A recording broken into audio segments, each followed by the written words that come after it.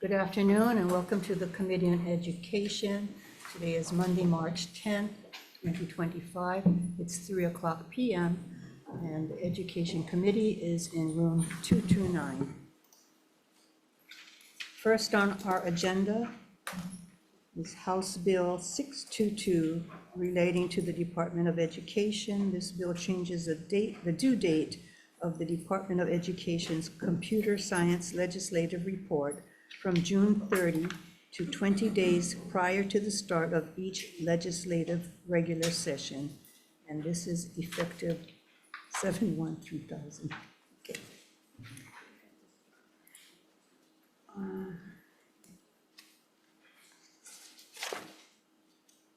To testify, Superintendent?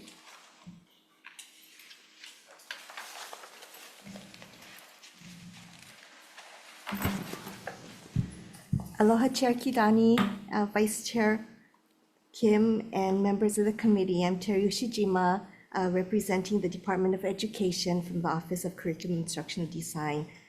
The department stands on its written testimony in support of this measure, and thank you for the opportunity to testify. Thank you. Is there anyone else here wishing to testify on this measure? If not, members, any questions? Yes, Terry. Terry, didn't we pass this bill, the Senate version, and didn't we put the date as October, I think? Yeah, we are planning to submit the report by the end of October or sooner. So Okay. that's part of our plan. Yeah, well, I was surprised in your testimony you didn't mention that because, Oh, so you're okay. okay if we Yes. put the Senate version into this bill? Yes, we are planning to do that anyway. thank Okay, you. Thank you.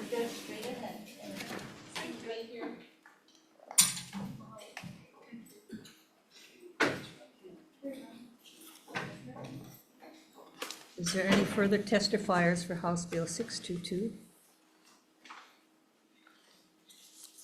If no further questions, members, we are moving on to House Bill 1065 HD1 relating to Early Childhood Educator Special Fund. Requires stipend funds paid by a stipend recipient under the Hawaii Early Childhood Educator Stipend Fund Program to be deposited into the Early Learning Special Fund, repeals the Hawaii Early Childhood Educator Special Fund, effective 7/1/3000.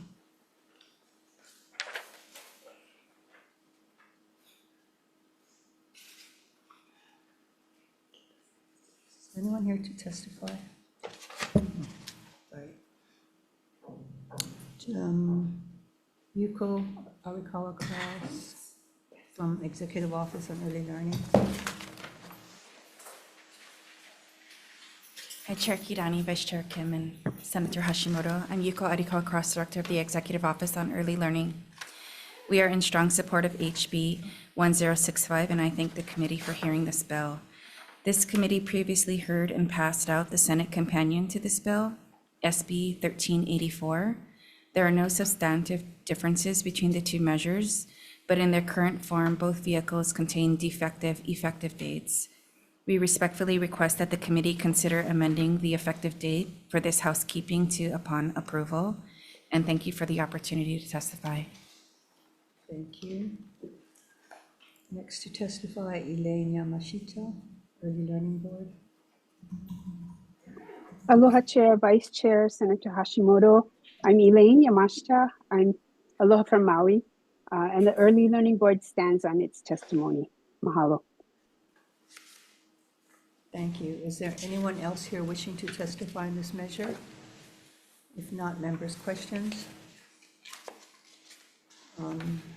Question for Yuko.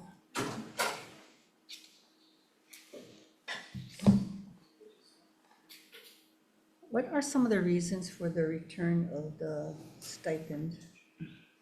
So there's a requirement from stipend recipients to complete the program and to give back after the graduation, but sometimes people have had different challenges with completing the program for different reasons, family reasons or something else, and We've had a few cases where people are not able to continue their schooling for various reasons, and so we request that they pay back the funds. How much stipends have been paid to date? Have been repaid.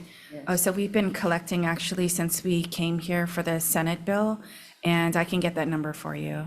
And do you have a total of how much should be repaid? Yes, we know the exact dollar amount, but I can get both of those for you. The total amount, it was at the last calculation, it was less, it was maybe $20,000 or $30,000. Thank you. Members' questions? Thank you. Okay.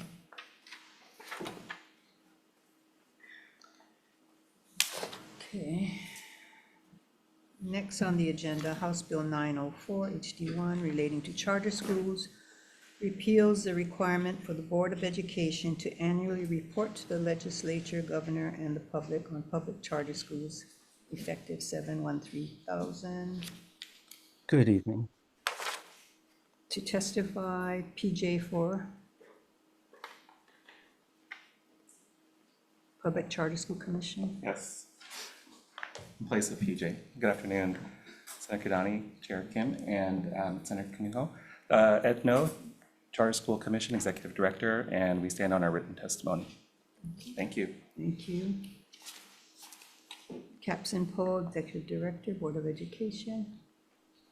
He's on Zoom. Capson? I'm on Zoom. Good evening, Chair Kidani, Vice Chair Kim, and Senator. I'm Capson Poi, Executive Director of the Board. The Board does stand on our written testimony in support, and we thank the committee for hearing this measure. We do believe it eliminates duplication in reporting while still maintaining transparency and accountability. Mahalo.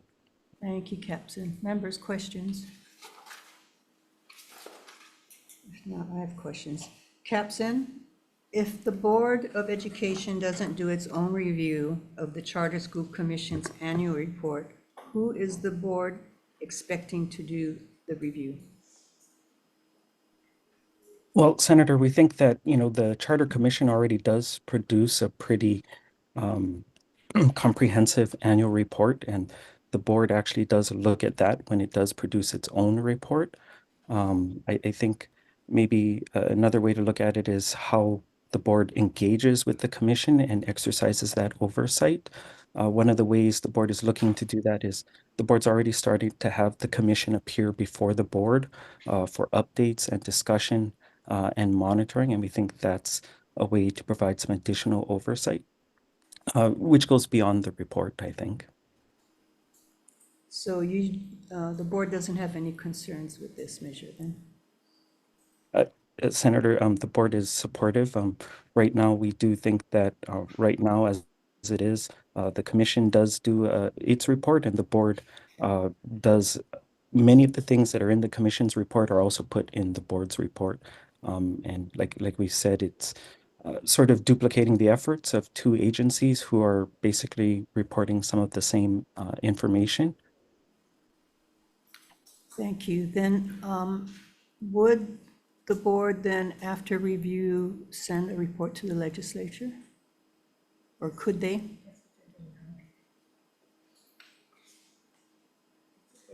Yeah. Would they continue to do that?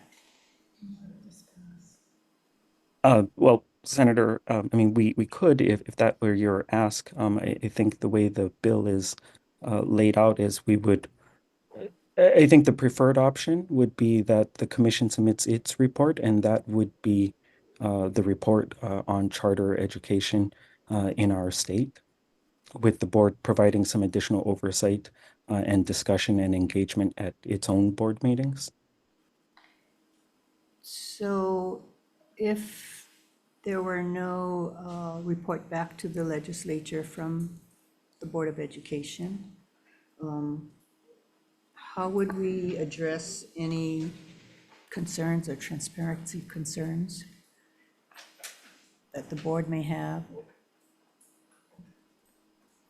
Well, Senator, I think, the board, I think, is committed to trying to engage with this committee especially, but the legislature generally, meaning the report is not the only way to have discussions on important public education policies and matters throughout the state, and we would hope that we could continue to engage either here during hearings in our Senate Education Committee, at community meetings, and at other venues.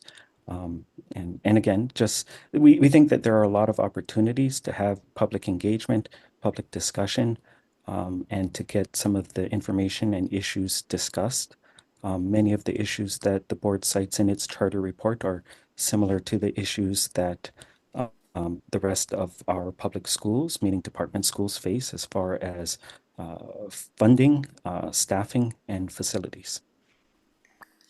Senator Kim has a question. Yeah, so right now, Captain, when you folks review the report from the charter schools, do you folks give any guidance or do you do anything? What do you do after you folks review their report? Thank you, Senator. Not everyone's interested in digging into the weeds with us there, so thank you for letting us kind of. I don't want you to dig in the weeds, but give me an idea of what. No, well, yeah, we'll try and take a high-level view. Basically, what we do is we start with the commission's report, and the way the statute is set up, it does require reporting to be slightly different. It's the same information, but it has to be sort of reconfigured. And actually, that's where I'd say most of our time is and effort is spent. Okay, but when you, I'm not talking about the reporting, I'm talking about what do you do after you review the report? Nothing? You just tell us about it? Is that it? You folks don't? Oh, sorry, Senator. The board does, the biggest thing the board does is, in its report, is add some fiscal data to it. Now, do you give any feedback to the Charter Commission on their report? Sorry for misunderstanding the question. Yes, or I mean, I should say yes in the past when the board has believed that feedback was necessary. In the past, the board has pointed out areas of concern. It's been a little while since the board has had some major concerns, and I think we've all been trying to work to coordinate and align our efforts. So to basically avoid having to say those things in reports and just be able to work together for the benefit of our keiki. Thank you. So Charter Commission, do you folks send your report into the ledge? Yes. You do. You send in your report and then BOE sends in their report. Yes. Okay. Annually, before the start of session. So would it be as a compromise, perhaps, where when the Board of Education reviews the report, that you would just send to the legislature, or send back to the commission, that the Board of Education has reviewed this, we have no concerns at this time, or we have reviewed this and we feel da. Then you would take that and then you would submit that along with your report to the legislature. It's like a Does cover that- page. Yeah, does that make what? I don't know, does that take care of the concerns that maybe we would have to make sure that it's being reviewed? And I think so. so maybe we can amend this to something like that? Yes. I'm just trying to find a way that we don't duplicate it yet, but we're assured that the board reviewed it, and if there were concerns, that you did bring it up to them, and then you would take your report and say, this is the BOE's report to us, and we would get it in one. Who besides the legislature receives it? So we send it to the board, legislature, and the UH college libraries receive a copy, and other state agencies that require either a hard copy or electronic. But those would be the major ones. Okay. Yeah. Are there further questions? Thank you, Ed. Thank you. Thank you. Okay.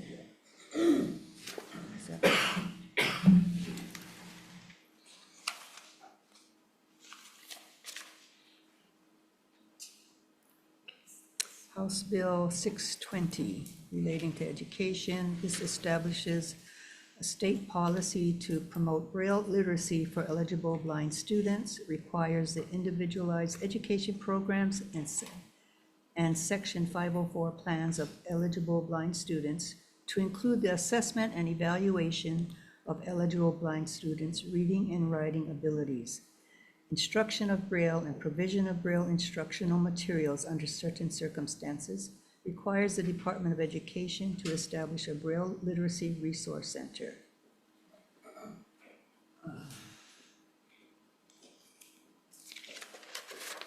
to testify, Superintendent.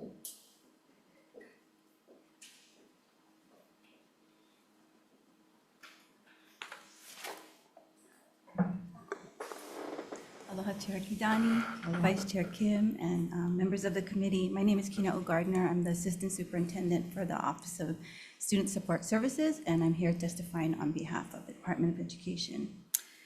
We stand on our written testimony, which provides comments on this measure.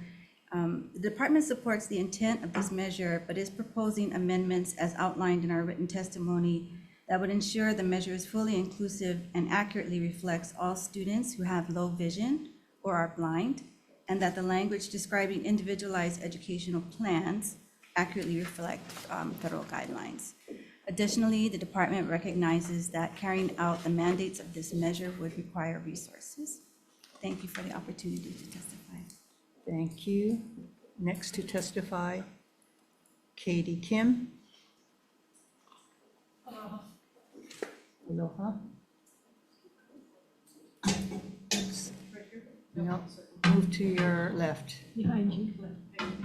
One, a little bit more, there's a chair right there. Thank you.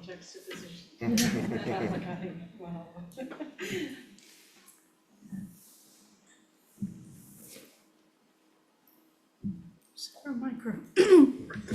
There it is. Mahalo for listening to my testimony today and holding this hearing regarding the bill.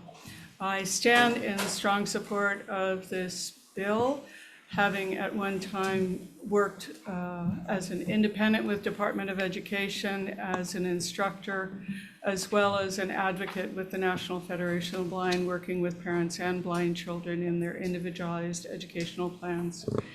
The bill addresses directly the need for evaluation of the students, blind and low vision. One of the biggest occurrences I saw is if the student had any amount of vision, then large print was used. And can you imagine having a stack of papers with only 1 or 2 letters on each paper? That would be the size of the point of the font so that the student could read it. But there would be no way that anybody could keep up with their classmates or their schoolwork with that kind of large print. If they had Braille and they learned it early on, they could continue to learn and excel in their school and meet some of their own personal dreams and aspirations, and eventually go on to higher education and quality work. My blindness itself came when I was an adult. I did learn Braille. I use it, but I was a print reader until I was 36. But I have seen the effects of students when they're young if they don't learn Braille early. I just really believe this is an important measure, and thank you very much for listening to my concerns and my testimony. Mahalo. Thank you, Katie. Member questions? Thank you. And I'm open for questions. Thank you, Katie. Next to testify, Marie Kuth.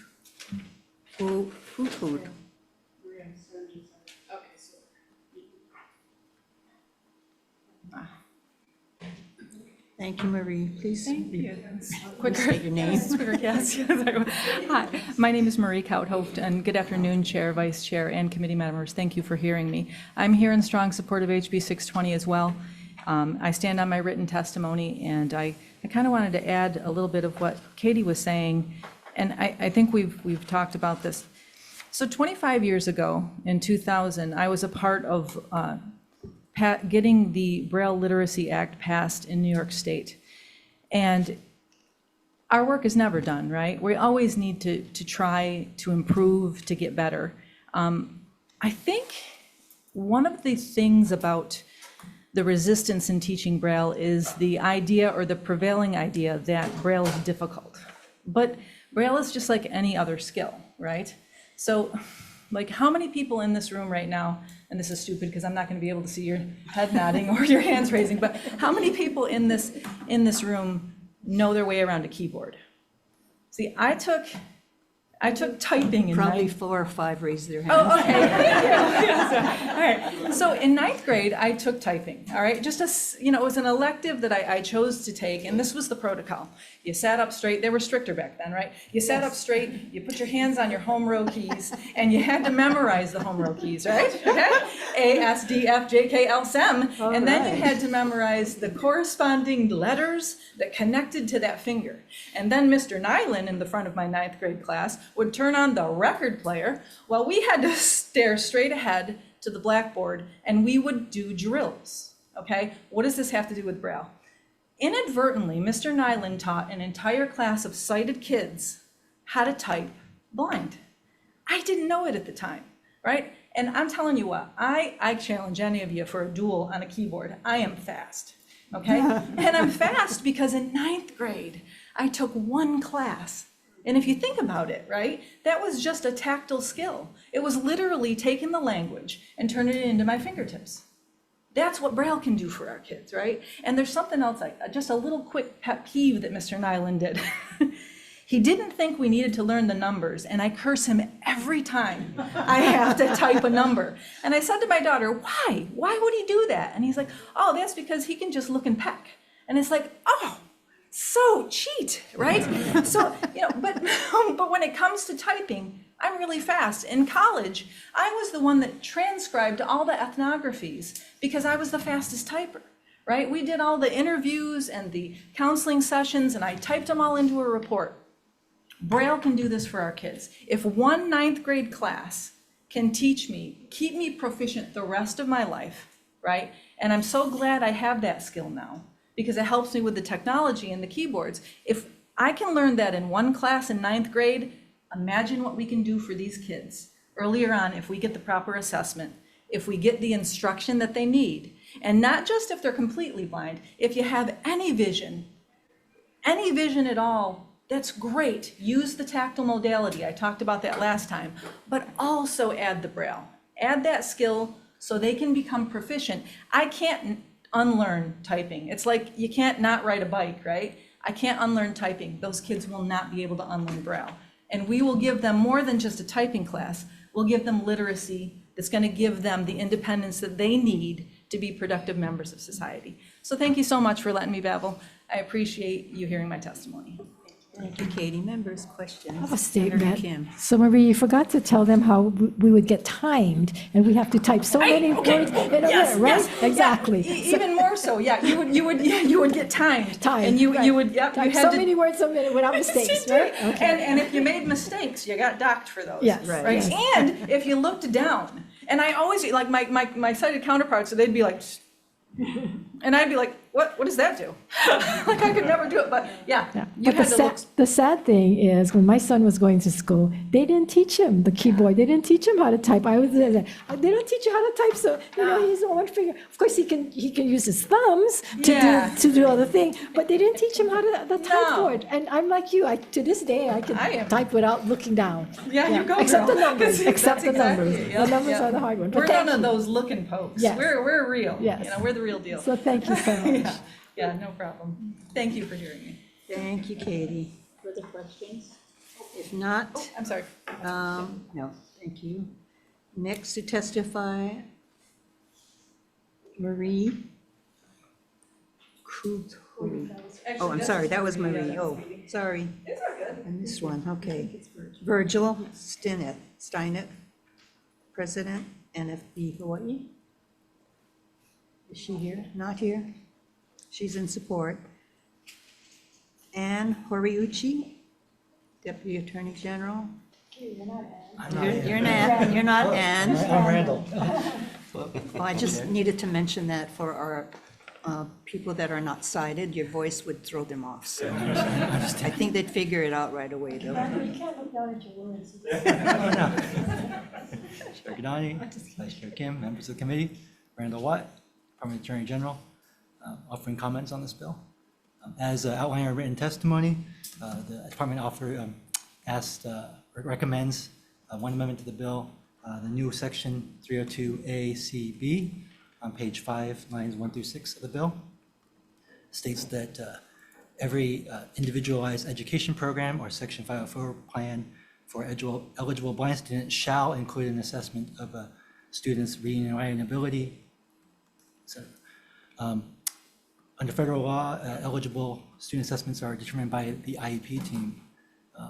And if you mandate them to this law, it could be contrary to that federal law. So we recommend that that section be removed.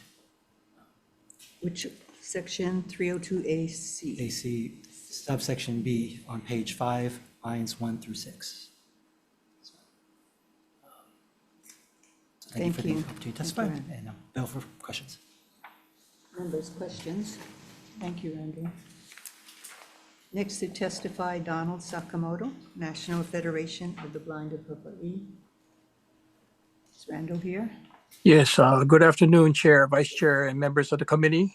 Donald Sakamo, as a blind individual and a member of our National Federation of Blind, I am full support of the bill as is with no changes if possible. My testimony, I did write in my testimony about a well-known attorney of Hawaii and a representative of the state legislature, 48th District, Terrence Tom. Now, he learned how to read Braille and became a successful attorney, politician, and we need more of these people in our schools to learn Braille so they can be like Terrence and have the goal to be famous or even be maybe president of the United States. But this is why I support the bill, because I didn't have Braille when I was young. I had to do with large print, like some testifier said. If I had that challenge to do it, I would be much more perfected in Braille. Unfortunately, I learned it at Ho'opono State Agency for the Blind at a later age when I was in my late 40s. Difficult when you have diabetes and it's hard to feel the print of Braille, but I fully support it because the kids, our keikis, are like sponges, so they learn a lot at the time and they can enhance their education after they leave public school and go on to college or wherever they want to do in their life. Thank you for allowing me to testify. Aloha. Thank you. Members, questions? If not, and we also have comments and support from 4 other individuals. James Gasho. Yes, thank you, Madam Chair, Vice Chair Kim, and members. I'm James Gashel, Legislative Chair for the National Federation of the Blind of Hawaii. Let me just say it's good to testify on a bill where everybody supports it. And I want to suggest a couple of things of a more maybe technical nature.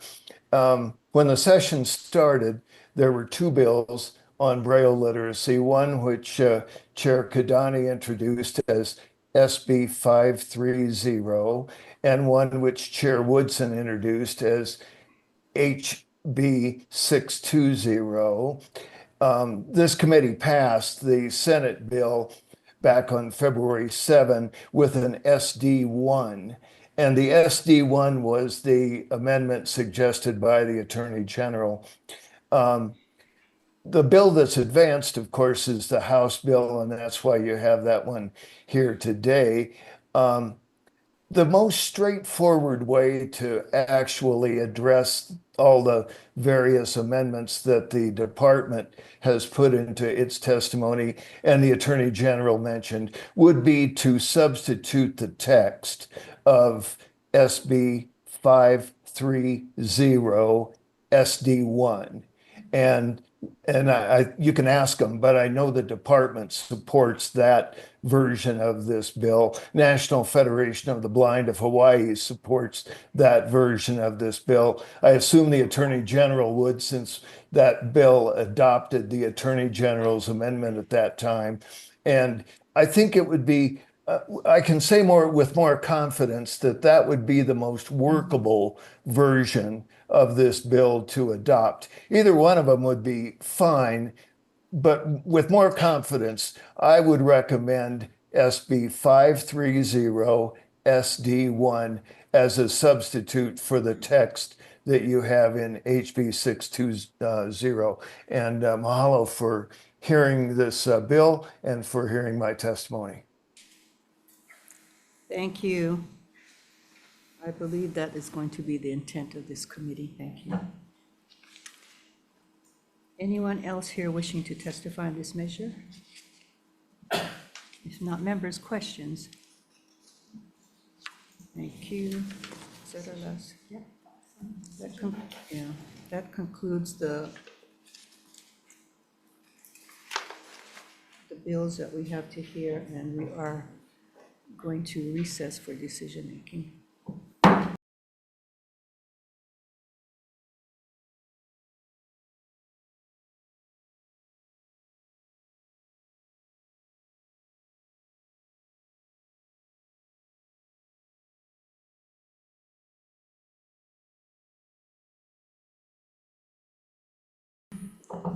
Reconvening the Committee on Education.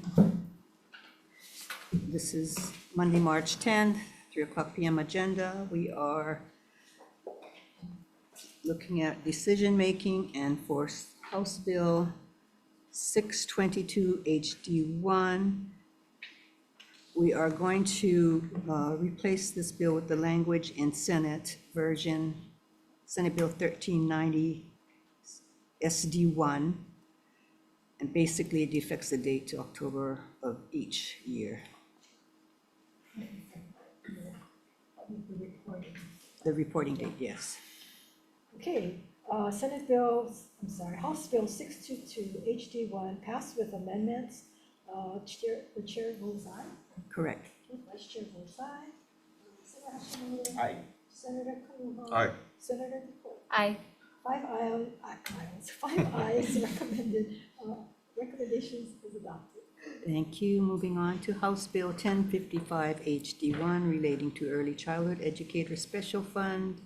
Recommendation of the chair is to pass with amendments, making it effective upon its approval. Okay.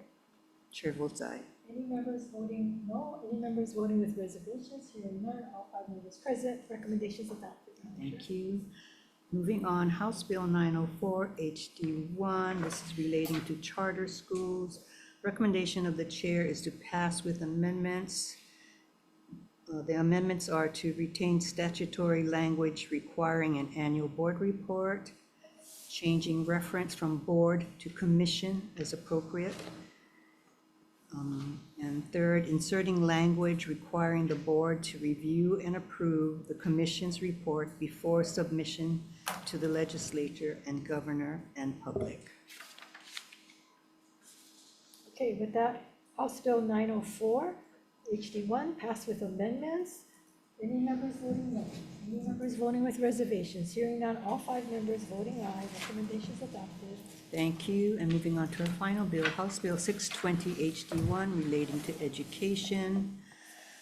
The recommendation is to pass with amendments, and we're deleting its contents and inserting the contents of Senate Bill 530 SD1, which is the Senate version of this bill, and it encompasses stakeholders' feedback and also allows DOE to fully implement on the intent of this bill. Members' questions? If Chair not, votes aye. the recommendation, House Bill 620 HT1 passed with amendments. Any member voting no? Any members voting with reservations? Hearing none, 5 members, all voting aye. Recommendations adopted. I just want to say that I got to serve with Representative Tom. His office was right next door to me. He carried his Braille machine everywhere he went, and you could always hear him on his Braille machine. Yes, and he was always with his Braille, and I was always impressed that he could do that. So I just think that this is a really good bill, Madam Chair, so thank you. Thank you. That's the end of our agenda. Thank you. This committee is adjourned.